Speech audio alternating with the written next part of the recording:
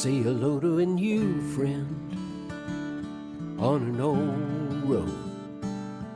Take a two-lane trip of memories into mysteries unknown. Come along for the ride. Jim Hinckley's America. Jim Hinckley's America. Hey, good morning, my friends. We're got Jim Featherstone with us this morning. We're going to be talking a little bit of a free-range conversation, a little bit of music there from Joe and Woody and the boys of the road crew, a little bit of road trip inspiration for you.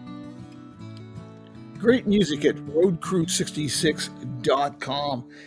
And if you're looking for a destination, well, how about the AAA Route 66 Road Fest coming up in Tulsa on the 22nd, the weekend of the 22nd.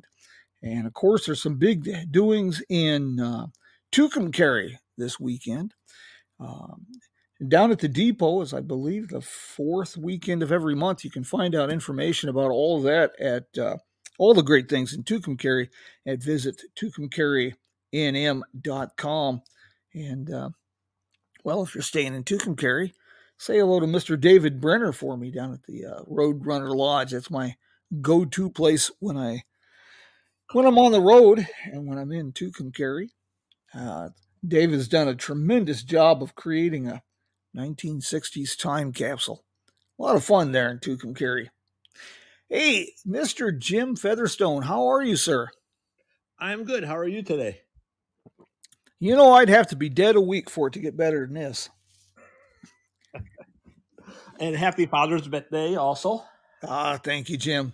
So, how is the world treating you folks? You doing all right? Yeah, we're doing pretty good. Can't complain.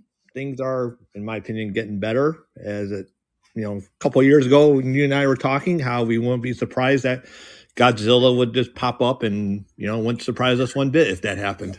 Oh, God, yes. It's hard to believe the apocalypse was just a few years ago, and it seems like every day we were dealing with great news stories of murder hornets and meth gators and all kinds of crazy things.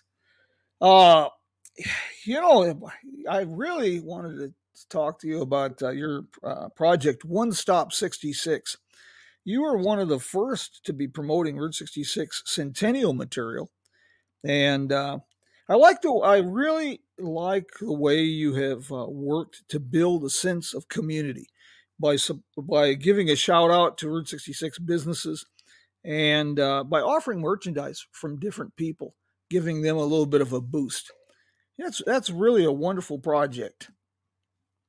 Oh, thank you. Yeah, I always like helping other people, promoting their businesses, because especially over the pandemic, these businesses need all the help they can get right now because they took such a huge hit. Sadly, we lost a few businesses because of it, and we got to support the ones that are left and get them back to what they were before the pandemic. Everything changed, whether we like it or not. I mean, from education to politics to travel, everything is now different. But is that your website is onestop66.com?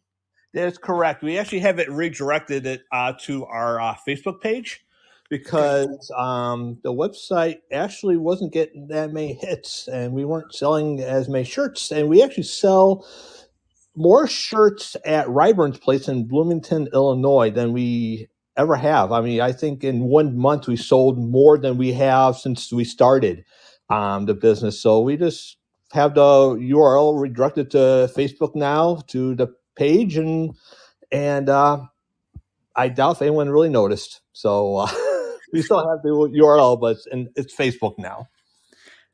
Very good, very good. Well, we need to get those out in other locations along the road, I suppose, don't we? Yes, we do. I think we do. We definitely need an area, I think, in the West, and then maybe even somewhere in the middle somewhere. And I think it'll happen is just trying to figure out how to make it happen and how to get the product down there. Because, of course, I'm paranoid that, we send it down there and as it's in transit, something happens.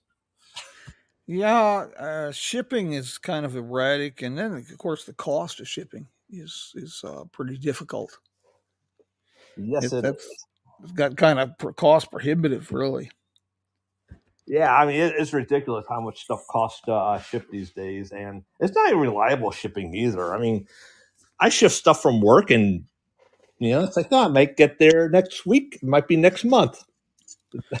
Yeah, that is something. A lot of these cracks started before COVID, but it's just really impressive. I just am astounded some of the shipping, and it's become kind of comedic if you start tracking your packages on when they've been shipped. That can be quite a comedic episode. I bought a product from a company, and I started tracking it, and it started out in Little Rock, Arkansas, and which is on pretty much I-40. And I live. If I step out in my front yard and on a windy day, I can spit and hit I-40. And the package went up and down I-40 to Flagstaff, then went up to Vegas, then went to Albuquerque. We went up down an I-40 for 2 weeks, and like I said, I can spit and hit Route 66 from here, or I-40. You've also got. I really like what you're doing with the Route 66 Centennial project you've started. Yes, I grabbed a Facebook link, 66 Centennial. I think in October of last year, thinking I would use it, and I just launched it up for fun. I have a couple ideas what I want to do. I got to talk to the true boss in charge, my wife, and about some ideas that I have, and have other Yep. input. I don't know. I just launched it. I put some links on there that I had, and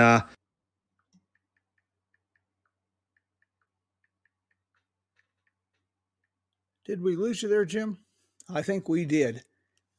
Oh my, we lost Jim. Ah, well, there he is. We lost you for a minute there, Mr. Jim. oh, so I was talking, no one listening. That's how I feel like it works. I go through that all the time, where I'm talking and no one's listening. Let's start that over again. We were talking about your Route 66 Centennial Initiative. Yeah. So, well, actually, it started. Well, I grabbed 66 Centennial on Facebook last October. The URL we have on our search is 66centennial.com, and originally it linked to part of our page on One Stop, and it's like, again, it's not getting as many hits as I thought it would. And Facebook, everyone's on Facebook. Who isn't on Facebook? It's kind of like car insurance. It's a necessary evil these days. Yes. And so I had to go to the 66 Centennial page, and I'm just hoping put some news up there and have other people input. And people, I might actually have people input it, information on it, and even have it like come from their business page, so then their business also gets promoted. That's just some of the ideas I have in mind. Like I said, I just made it public, I think, a couple of days ago, so I'm still playing around with it. Well, yeah, this is really a needed situation. We need a clearinghouse, and one of the problems, one of the things that surprises me, and I've longed for this for a long time. We need a recreation of the old U.S. Highway 66 Association that Cyrus Avery had, kind of a chamber of commerce for the Route 66 community. And we've had quite a few organizations pop up over the years, but none have been able to quite bring that unity to the Route 66 community. And we need a clearinghouse for the Centennial, because the initiatives and the projects, it's becoming a tsunami, and it's growing exponentially. And another thing that I envision for your Route 66 Centennial initiative is a focal point for media, because I'm finding a lot of media is struggling to find information. They're trying to find contacts about the Centennial. So I think this is a very needed situation. Yeah, I think so too. If it's on one spot, that way everyone could get also all the information from there. I'm hoping to get contacts, and I mean, I'm just lucky that I know people who know people. I mean, Jeff Ladd, he's been a great friend. If you ever heard the story of how I met him, it's kind of funny. It was a red carpet years ago, and I saw him. It's like, I know that guy, and I think he's part of the 66 community. I think he's with the mill and stuff. I chased him down like he was a celebrity, and I was a wacko photographer trying to get information, and we've been friends ever since. So he's kind of been my mentor. How to get info. He's helped me get info for the 66 Centennial Facebook page, and he's been a big help. And there's just so many other people. Terry Ryburn. I mean, if a roadie doesn't know who she is, they're probably not a true roadie. She's also a huge help at pointing me in the right direction with things. So I think eventually it'll get there. It's really intriguing. The Route 66 community is extremely generous. They're very good at networking and putting things together, but yet we still can't seem to create that sense of community. I find that kind of fascinating. But time and time again, we find Route 66 is just really difficult to describe. It becomes a family. Terry, you mentioned Terry Ryburn and some of the others. Just a quick example of the things that how this Route 66 community works, the generosity. I just had an Australian couple here in Kingman I was talking with, and she had wanted to buy an item in Amarillo, and the price was a little more than she wanted to spend, but she really wanted it. She hem-hawed 3, 4, 5 days. She finally called back to Texas, back to the store. She bought it, but was concerned about shipping. The lady said she couldn't just close the store and go to the post office. They contacted Dora at Texas Ivy. She picked it up for the people, and Bob Lyle mailed it for them.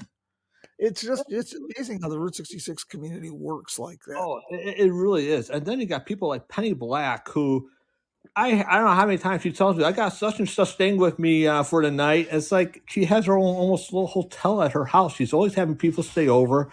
She passes out McJerry's book out to everybody. I mean, she bought more books and gave away more books than I think everybody in the 66 community combined, because she's always helping someone out. Yeah, it's really impressive. The Centennial, I'm getting more and more excited every day about the Centennial. There's an awakening along the road that's pretty impressive. And the thing with Route 66 too that I find of interest is the number of young people. And at my point in life, anybody under 50 is considered one of the youngsters.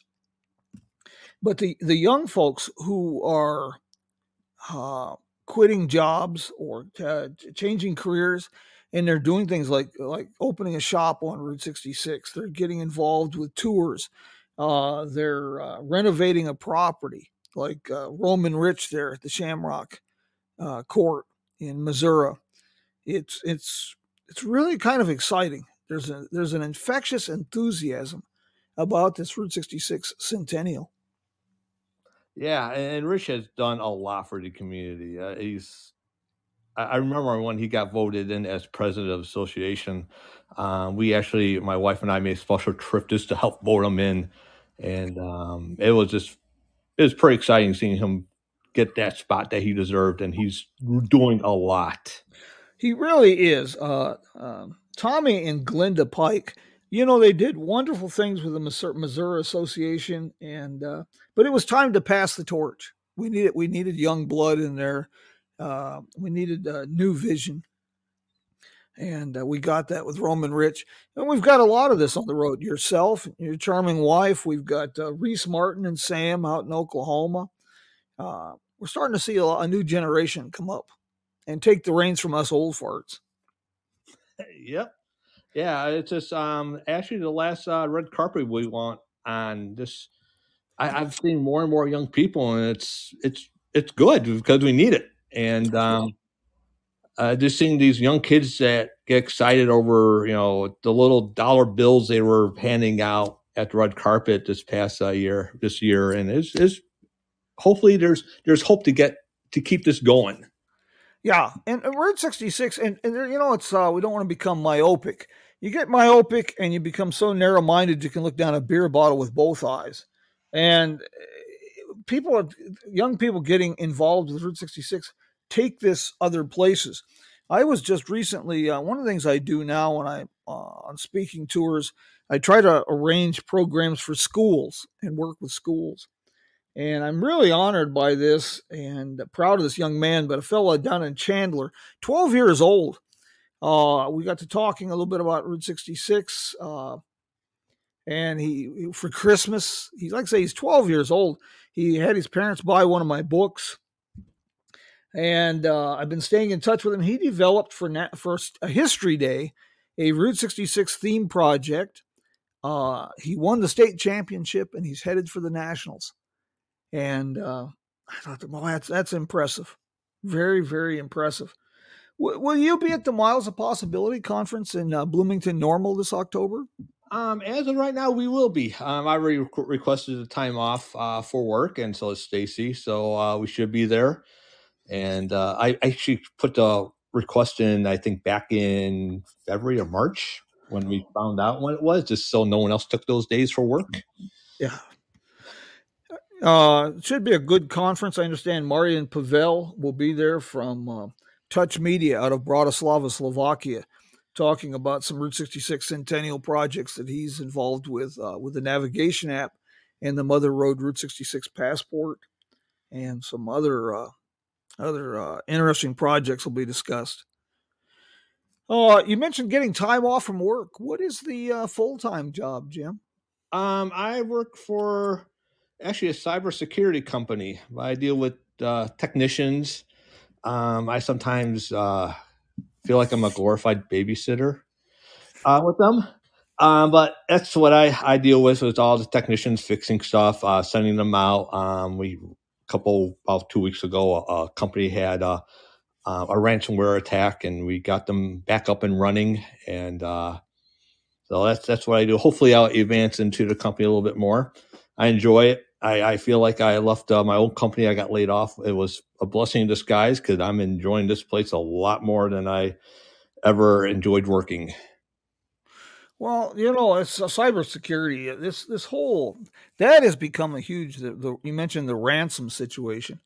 Boy, that has become a real plague, and so much of this can be easily prevented if people just take a little bit of time to think and be careful. Yeah, and I think if people just actually cared, I feel like there's just too many people out there that just don't care. They don't think it'll happen to them. And then when it's happened, they ask me, oh, something happens. Like, this is out my expertise now. I warned you ahead of time. You're on your own. But that's the thing. People just don't care.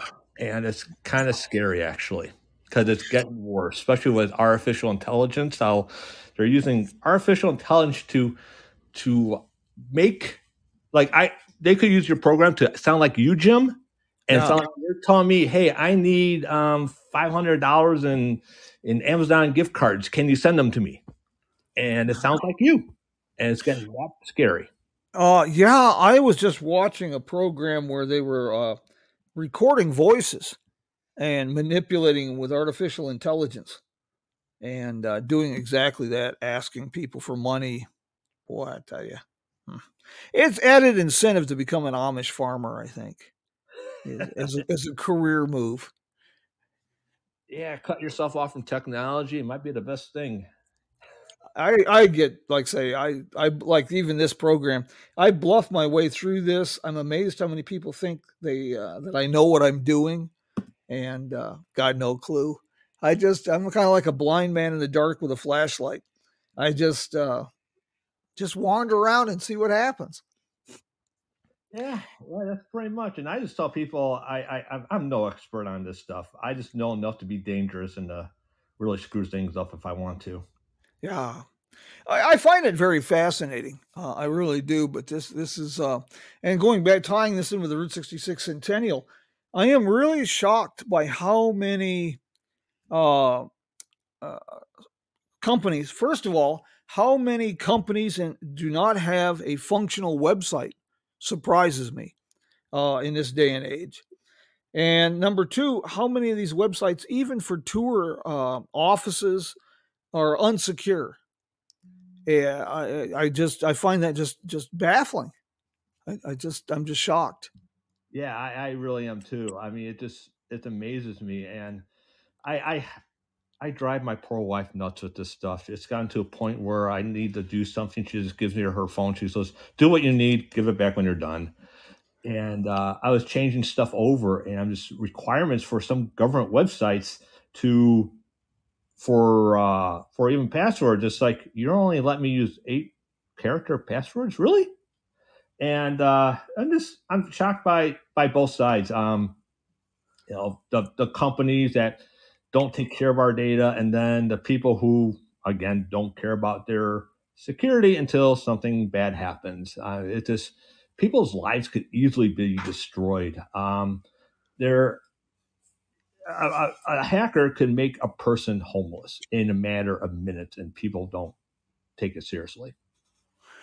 It's really shocking. That's the stealing of homes, title theft. Mm-hmm. That one is really shocking. How easily that is being done. And I'm not sure, but I'm not seeing a lot of ways to protect yourself, so to speak. It seems like the weaknesses is on governments, county governments, and state governments with property information. Yeah, and the thing is, it's like everything's public knowledge. It's like I had a friend who unfortunately they lost their house at foreclosure, and it was public knowledge, and they were doing a Zoom court thing because the house sold for what more than they were what was worth, so they actually were getting some money back. So some good thing was happening, but there was also the Zoom information was public, so there's other people on the Zoom, so make it look like they were part of it. And then these people were going after my friend, saying, "Hey, if you want this money now, you got to do this and this and this." And then they told my friend, "You got to download this Cash App."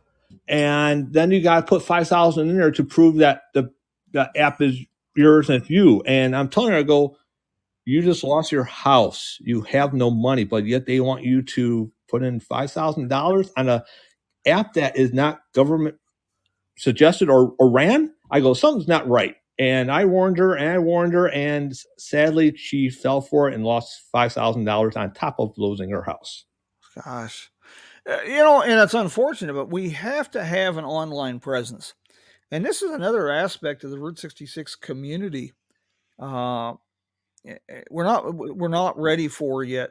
For these stores to survive, the stores that had an online presence during COVID not only survived, but a lot of them actually thrived. Mm-hmm. But without that online presence, like you mentioned with One Stop 66, if you don't have an online store and presence, you're really hurting yourself badly. And the website situation really fascinates me. A friend of mine with a multi-state marketing company, she was showing me how few businesses actually have a functional website that'll work on different devices, mobile devices, tablets, things of this nature. And it really is surprising in this day and age. I find it very, very, very surprising. Yeah, I do too, especially with the mobile devices, because who doesn't have a phone that they're staring at longer than they should, be honest.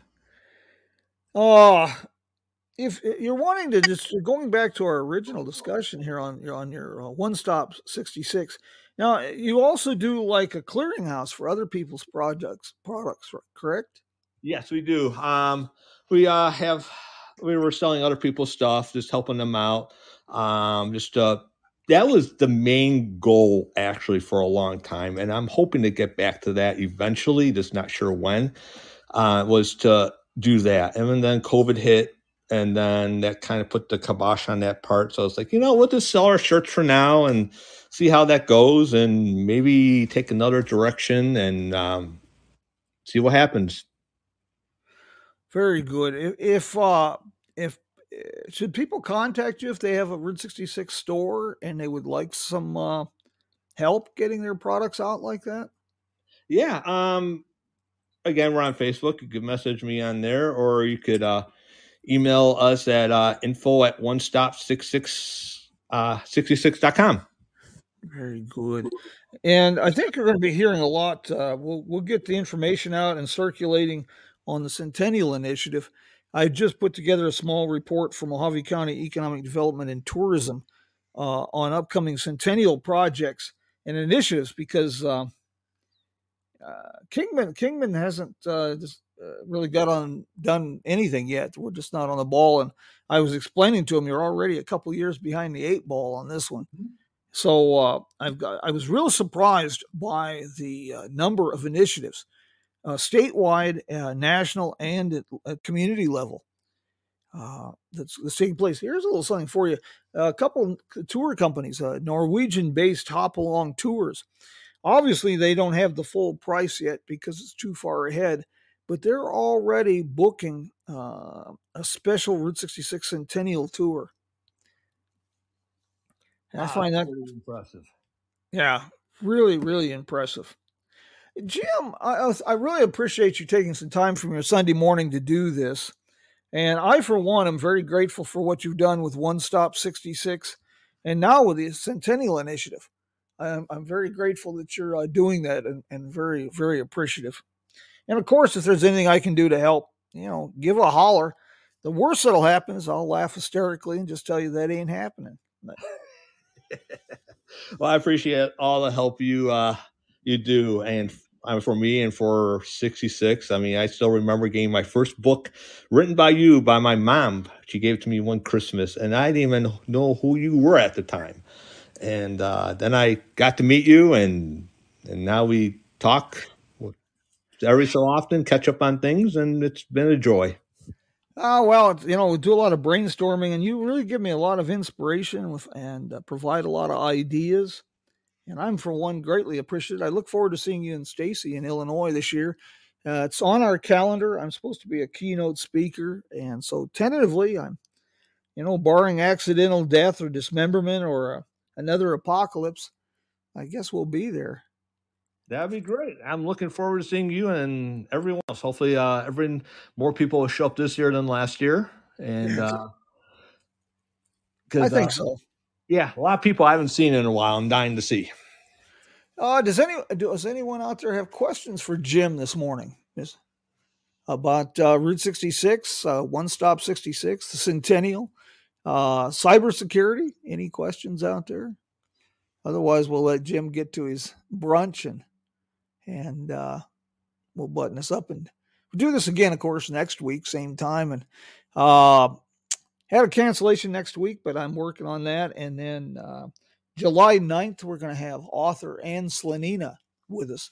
She has written a series of the Annie Mouse books, children's books. And she's got quite a fascinating story. Her last trip on Route 66 was plagued with... she was chased across the country by storms, and then on her way home, she was chased across the country by storms. Yeah. Maggie's asking for the address again on One Stop 66. It's info at onestop66.com. Thank you, Jim. You're welcome. Hey, Jim, thank you so much for doing this. And, we'll do this again next week at same time. And meanwhile, in a little bit, probably within the next hour or so, I'll have this published. It'll be archived on our website, Jim Hinckley's America, with an embedded player. And, of course, it'll be on Spotify and other major platforms. Mr. Jim, thank you very, very much, and we'll be talking soon. And thank you, sir. You have a great rest of the day, and we'll talk to you soon also. Bye-bye, sir. Bye. My friends, until we talk again, you take care of yourself. Say hello to a new friend. Make a simple goal this week. Try to find a way to make this place a little bit better than it was when we got here. Come along for the ride. Jim Hinckley's America. Jim Hinckley's America. And if you're tired of the rat race and you want to do something different, hey, the Wagon Wheel Motel in Cuba, Missouri is for sale. The oldest continuously operated motel on Route 66, and Cuba is an absolute gem. Got another career opportunity for you. Louis Keene at Uranus Fudge Company is doing a bit of hiring. My friends, you take care, and until we meet again, vaya con Dios, mi amigos. Adios.